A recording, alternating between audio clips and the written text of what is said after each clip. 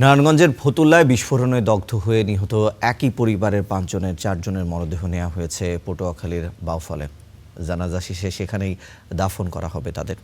এ নিয়ে জানবো পটুয়াখালীর বাউফল থেকে আমাদের সঙ্গে যুক্ত হচ্ছেন সহকর্মী আব্দুস সালাম আরিফ।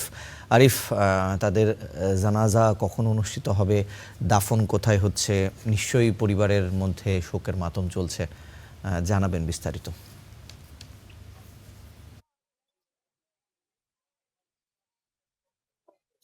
রিশান, আমি এই মুহূর্তে দাঁড়িয়ে আছি পটুয়াখালীর বাউফল উপজেলার কনকদিয়া ইউনিয়নে, যেটি নিহতের বাড়ি।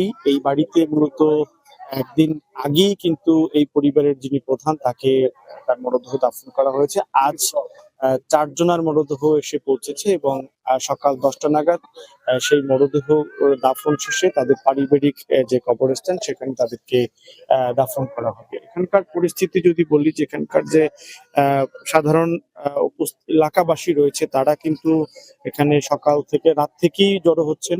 বিশেষ করে নারীদের উপস্থিতি দেখা যাচ্ছে। এখানে রয়েছেন স্থানীয় যে জনপ্রতিনিধি রয়েছে তারা রয়েছেন।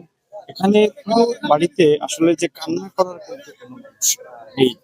আপনারা দেখছেন যে যারা স্বজন ছিলেন, এটা মূলত জীবিকার তাগিদে সবাই ঢাকায় থাকতেন এবং সেখান থেকেই কিন্তু যে এই দুর্ঘটনার শিকার হন। এবং এ কারণে এই পরিস্থিতিতে যদি বলি যে পুরো বাড়ির এলাকা এখানে দেখছি যে একে একে 4টি খাট নিয়ে আসা হয়েছে মরদেহ রাখার জন্য।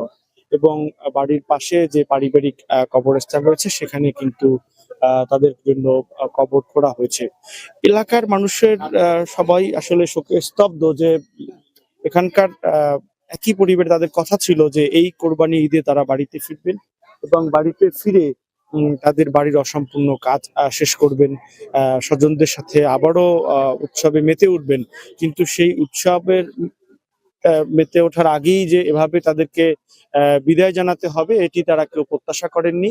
এবং যে কারণে এখানে আসলে এখন পুরো এলাকায় জুড়ে এই এলাকার মানুষ বলছেন যে কোনো সময় 4 জনের দাফন, একই পরিবারে 5 জনের মৃত্যু, এটি এলাকার মানুষকে আসলে ব্যথিত করেছে এবং তারা অনেকটা শোকে স্তব্ধ। পটুয়াখালীর বাউফলের কনকদিয়া থেকে আমার কাছে এই ছিল সর্বশেষ। আরিফ, আপনাকে ধন্যবাদ।